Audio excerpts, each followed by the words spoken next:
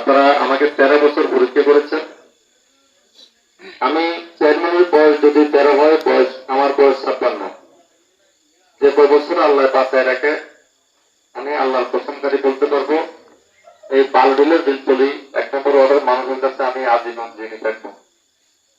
কারণ আমাকে প্রথমবার যখন নির্বাচিত করেছেন, আমাকে আপনারা দেখেনও নাই, চিনেনও না। অনেক সময় এখন হয়তো আস্তে আস্তে চিনছেন, সবাই চিনে হয়তো সবাই, আমি অনেককে চিনি না। আপনাদের কাছে অনুরোধ থাকবে, আপনারা আমার ইউনিয়ন পরিষদে কোনো সেবার জন্য যদি যান, কোনো কাগজ বা কোনো বিষয় নিয়ে, আপনারা বাইরে বসে থাকবেন না। আমি যদি ক্লাস বন্ধ থাকে অনেক সময় আঙ্কেল আপনি ভিতরে ছিলেন, লোকজন বেশি ছিল, এই জন্য আমি যাইনি না। আপনি ক্লাসের বাইরে দিয়ে আমাকে দেখা দিবেন, হাত দেখাবেন, আমি বলবো যে আমি বালুলি থেকে আসছি। যে তলেই বলতে হবে আমি 1 নম্বর ওয়ার্ড থেকে আসছি, এটা বললে হবে। অনেকেই গেছেন, আমি এরকম দেখছি। বালুডিলা, দিলতলি, বড়ইতলি, বরকাটা এই এলাকার মানুষগুলো গেলে আমি সবাই আগে বলি যে সজিব কাজটা আগে করে দাও। আপনার ট্যাক্স বাকি আছে না, যার নাম আছে, এটা আমার দেখার বিষয় না। আমার ট্যাক্স দিয়ে কি বিল্ডিং করতে পারবো? আজকে এখানে রাস্তা হচ্ছে, এখানে বিদ্যুৎ কাছাকাছি আসছে।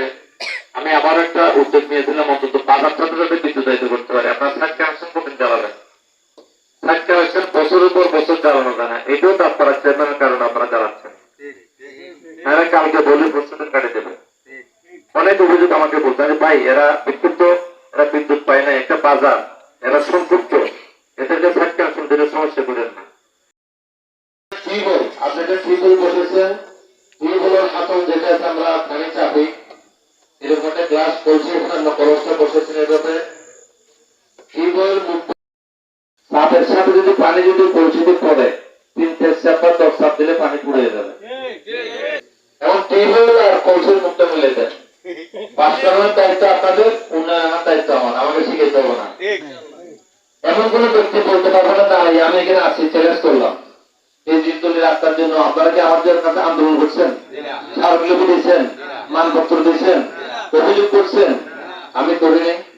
আজকে আমার সবার সঙ্গে যারা আছে, আমার একজন বলতেছিল বলে এই 30 সাড়ে 60 টাকা যদি আমার ওয়ার্ডের কাজে তো পুরো ওয়ার্ডের উপরে আপনারা রাখেন। আমার জন্য কাজ করেছেন, যুব সমাজ সুমন যারা আমার জন্য, হাসান ডাক্তার এখানে আমার জন্য কাজ করেছেন, ডাক্তার সুমন এখানে আমার উপস্থিতি করেছেন, আমার বক্তৃতা রেখেছেন এই দিলতলির মাঠে, আমার মনে আছে। আপনাদের সাথে আপনারা আমাকে সবাই চিনেন, আমি কিন্তু আপনাদেরকে অনেক কেউ চিনি না। এটা রাস্তায় দেখা হইলো, কিন্তু বাসে দেখা হইলো, আমার গাড়িতে দেখা হইলো, আমি একটা সালাম দিলে আপনাকে সালাম দিলেন, বলবেন ভাই আমার বাড়ি দিলতলি, তখন দেখবেন আমি গাড়ি থেকে নামে কোথাও যদি না বলে আমাকে চেয়ারম্যান বানাই। আমি আমার প্রথম আমি এই 1 নম্বর ওয়ার্ডের মানুষগুলোকে বেশি ভালোবাসি। কেন? আজকে এই যে বরকাটা গেছি, এখানে জীবনে মানুষ যাওয়ার মতো কোনো পরিবেশ নেই, অথচ আমার তারা পাশের লোকগুলো তারাও ছেলে দিয়ে একটা বলে ভাই একটু রাস্তাটা কালো করে দেন না, এখন তো সাদা যুগ শেষ। আপনি কিন্তু বাড়িতেও ঢুকতে পেতেছেন না, আপনি মসজিদে ঢুকতে পেতেছেন না, রাস্তা নাই, জঙ্গল। আমার গাড়ি দিয়ে আজকে কি করবেন, ক্ষতি হয়েছে, বাসায় যেতে পারবো কিনা জঙ্গল। সুতরাং আমি একটা জিনিস অনুরোধ করবো, আজকে আমরা ইরান ভাইয়ের পক্ষ নেওয়ার উদ্দেশ্য হচ্ছে, ইরান ভাই একজন সজ্জন ব্যক্তি, মার্জিত, নম্র, ভদ্র, শিক্ষিত একজন ছেলে এবং যৌবনজাত, যুদ্ধ যাওয়ার শ্রেষ্ঠ সময় তাদের এই জন্য আমরা সব বলছেন। তৎপূর্বে একটা যুবক রফিকুল্লাহ খুব কাছের লোক ছিল, সোনির সাথে খুব ভালো সম্পর্ক, আমি মদের সাথে, আমার সাথে আরো দীর্ঘদিন চেয়ারম্যান হওয়ার আগে থেকে সম্পর্ক। আমার নৌকো পাওয়ার ব্যাপারে উনি যথেষ্ট ভূমিকা রেখেছেন। আমার নির্বাচন উনি বিভিন্ন জায়গায় বক্তৃতা করেছেন, নাজিমকে বক্তৃতা করেছে উল্টা, আমাকে নাজিমকে একটা পদ দিয়েছে যুববেলা যুব ক্রীড়া বিষয়ের সম্পাদক, কিন্তু তারপরে আপনি এর পক্ষে কাজ করতে হচ্ছে সঙ্গত কারণে, উন্নয়নের স্বার্থে, আপনাদের স্বার্থে, ব্যক্তি উন্নয়ন না। যারা আমার বাসায় গিয়েছেন তারা দেখেছেন আমার ঘরে কোনো মাঠে আমি পাকা করতে ব্রিকচলিং দিয়ে পাকা করতে পারি নাই। তারপরে আমার প্রতিপক্ষ বন্ধুরা অনেকে বলে আমার সিঙ্গাপুর নাকি বাড়িয়েছে, জাপান বাড়িয়েছে, কোরিয়া বাড়িয়েছে, চিটাং 14 তলা বিল্ডিং এর ছবি একটা দিচ্ছে, নাকি সব আমার। আল্লাহ সৃষ্টি করতে আর দেখতেছে এগুলো গরিবের যাতে জীবনটা শেষ করলো, আর কি হবে? আপনার আমাকে বললে তো সাবেক চেয়ারম্যান বলবে, সবাই শুনলে ফ্রি থাকলে অন্তত জানা যাইলে যাবেন। আমি মনে করি সবচেয়ে বড় জানা আমারটা হবে ইনশাআল্লাহ, কারণ ডাক্তারের ইতিহাসে 3বার একটা না কেউ চেয়ারম্যান হয় নাই। আমি কি আপনাদেরকে স্বর্ণ মনে দিয়েছি? এখনো দিলতলি বিদ্যুৎ পান আমাদের খুব টাকার কথা, কিন্তু না পাইলেও সাইড কেন শুরু দিয়ে অন্তত দাঁড়ানোর চেষ্টা করতেছি। রাতের একটা লোকদের অন্তত ফোন করছি, পিটুরের সময় শুরু একটা ফোন করছি, একটা মোটরসাইকেল বসে পুলিশে ফোন করছি।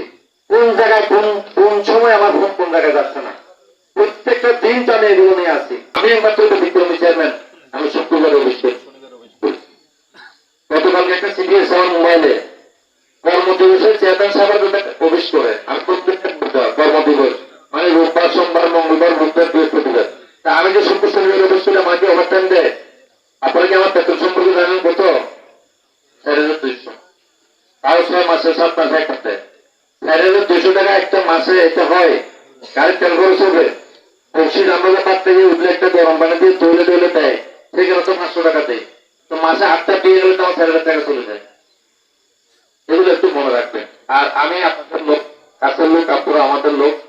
আমি এখানে কাউটগুলি করতে আসি নাই, ধোকাবাজি করতে আসি নাই। আর যতটুকু পারবো ততটুকু করবো। আগামীকাল থেকে কিন্তু সব কার্পেটিং হয়ে যাবে, বিদ্যুৎ একদম চালা মারা চলে যাবে, এটা আমি বলতে পারবো না। যেটা পারবো না, যেটা করতে পারবো না সেটা বলবো না। যতটুকু পারবো আমি 100% পারলে আপনাকে 50% আশ্বাস দেবো। এই যে মোহাম্মপুরের ব্রিজ, আলমগীর ব্রিজ চলে গেছে, তার ব্রিজের জন্য 3টে বছর কষ্ট করেছি। এখন টেন্ডার ওয়ার্ক করা সবকিছু হয়েছে। 1,17,45,000 টাকা সন্দেশপুর ব্রিজ। আগে ছিল আমার বাড়ির পাশে একই ব্রিজ সন্দেশপুরের 99,57,000 টাকা 2 বছর আগে টেন্ডার হয়েছে। এটা 3 মাস আগে টেন্ডার হয়েছে। আমার আরেকটা টেন্ডার হয়েছে হাসনাবাদ মদিনাতুল বিদ্যালয়ের পাশে 31,25,000 টাকা। হাসনাবাদ 5 নম্বর ওয়ার্ডের 7টা ব্রিজের একসাথে কাজ করতেছে বিএডিসি থেকে। এখানে ইস্যু নাম্বার একটা কাজ করছে, এর পাশে একটা মতবাদের ফুরনবার থেকে কাঠের ব্রিজ করেছি, সেটা তালিকা দিয়েছে। এবার ইঞ্জিনিয়ার আসছে, বিএডিসি আসছে না, ইঞ্জিনিয়ার আসছে। আমি জানি আপনারা, আমি তাহলে আরো ভোট আমাকে দেবেন, আমার বিশ্বাস আছে আপনাদের উপর আমার পূর্ণ আস্থা আছে। আর এমন একটা লোককে নিয়ে আসছি যেটা 40 বছরের জীবনে কোনো কলঙ্ক নাই। এমন কোন ব্যক্তি বলতে পারে যে ছাত্রলীগের থাকা অবস্থায়, সভাপতি থাকা অবস্থায় পঞ্চায়েত দিন টাকা গেছে, চাকরি দিয়ে বলে টাকা নিচ্ছে, বা নারী কেলেঙ্কারি আছে, বা অমুক আছে তমুক আছে, তাহলে আমি তার পক্ষে মানে ইয়া করবো না, ভোট চাইবো না। আর এমন একজন লোক নিয়ে আসছে যেটা আপনাদের কাছে আপনারা অধিকার বলেন, আপনার বলেন, আপনারা 1 নম্বর ওয়ার্ডের মানুষ যেরকম 1 নম্বর, ওয়ার্ডে সেরকম 1 নম্বর। আমি এটা অনেক জায়গায় বলে থাকি। আপনাদেরকে আমি বিশ্বাস করি, আপনারা আমাকে আমার উপর ভরসা রাখেন। সুতরাং আমার উপর আস্থা রেখে পঞ্চায়েতের ডিজাইনের কাছে যাওয়ার দরকার নাই, এমপি সাহেবের কাছে যাওয়ার দরকার নাই। যে কোনো বিষয়ে আপনারা আমার সাথে শেয়ার করবেন। আমি জেনে শুনে বুঝে ইরানের পক্ষে পৌঁছায় যাচ্ছি, এখানে একজন ভালো লোক বিদায়, তারা দিয়ে উন্নয়ন হবে বিদায়। সুতরাং আপনারা আমার উপর আস্থা রাখেন, আমার উপর ভরসা রাখেন, আমার উপর বিশ্বাস রাখেন। আমি যে এই মসজিদে আসছি, প্রতিশ্রুতি দিচ্ছি এখানে রাস্তা দেবো, রাস্তা দিয়ে দিচ্ছি আরো 1 মাস আগে বরাদ্দ। বৃষ্টির জন্য ধরতে পারেন, যদি ধরতে পারেন কালকেও দেবেন, টাকা বরাদ্দ আছে, টাকা দেওয়া আছে, কোনো সমস্যা নাই। আর একটা টয়লেটের কথা বলেছেন, টয়লেটটা আমি করে দেবো। আপনি টয়লেটের কথা বলছেন, টয়লেটটা আমি করে দেবো। মাদ্রাসা বন্ধ হয়ে যাবে না, কোনো সুবিধা করতে পারেন নাই, এটা আপনারা বসেন, বসে আমাকে শিক্ষা জানান। আর আমি সর্বপ্রথম যদি ইরান ভাই হয়, ওনাকে প্রথম আজকে প্রতিশ্রুতি দিয়েছি, আমি প্রথমে বরখাটা নিয়ে যাবো, রাস্তাঘাট থেকে ওখানে মানুষের অবস্থা বুঝুক যে আমরা কোন ভালোবাসায় আছি। আর এই জিততলিতে নিয়ে আসবো ইনশাল্লাহ প্রথম। নিয়ে আসবো, আপনারা সত্যের কথা এমপি সাহেব বলবেন। রিসার্চ সম্পর্কে এখন এমপি সাহেব ভালো করে বুঝে নেই, আমরা একদিন বোঝানোর পরে বলতে তাই নাকি আজ, হ্যাঁ 40-50 বছর আগে এগুলো কাগজ কোথায় পাবো? আজকে সরকারের সঙ্গে প্রতি বনবাগানে ঘর করতে গেলে আমাদের সমস্যা হইতো। এখন লাল ফ্লাগের টানে টাকা দেয়, কোনো মেম্বারশিপ বলতে লাল ফ্লাগ 16 লাখ যা দেবেন দেন, ধরে হাত দেন না। আমরা এমপি সাহেবের বুঝতে পারছি, বলছি, এমপি সাহেব কথা বলছে, আপনারা নিশ্চিত থাকেন ইনশাআল্লাহ আমরা চেষ্টা করবো যাতে কারো কোনো ক্ষতি না হয়। আমরা যে কমিটমেন্ট দিয়ে এমপি কে নির্বাচিত করেছি, প্রথমেই আমাদেরকে একটা ধাক্কা দিয়েছে, 3-4টা করে পাল্টে ভেঙে দিয়েছে। আমি নিজে আসছি, লাভ দিয়েছি, আমি নিজে লাভ দিয়েছি সরকারের বিরুদ্ধে। আমি যদিও সরকারের একটা অংশ, কিন্তু আমার আগে জনগণ, ক্ষমতার সকল ক্ষমতার উৎস হচ্ছে জনগণ, সকল ক্ষমতার উৎস জনগণ। আমরা 18 জন চেয়ারম্যান, 2টি পৌরসভার মেয়র, নাজিরহাটের মেয়র 17 জন চেয়ারম্যান, আমি সাধারণ সম্পাদক, জেলাগের চ্যানেল সভাপতি, 17 জন চেয়ারম্যান কাজ করতেছে কার পক্ষে? আনাসের পক্ষে।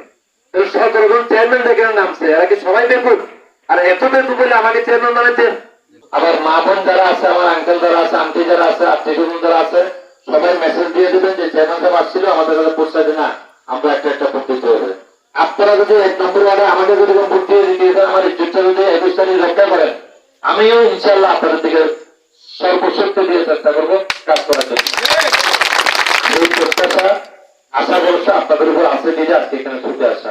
আমি আর কথা না বাড়িয়ে আগামী 21 তারিখ সবাই একটা আনারস ভোট দিয়ে আনারসকে জয়যুক্ত করে আমার হাতকে শক্তিশালী করবেন, সেই আশা প্রত্যাশা রেখে সবার সুস্বাস্থ্য কামনা করে আমার বক্তব্য শেষ করছি। আসসালামু আলাইকুম ওয়া রাহমাতুল্লাহ।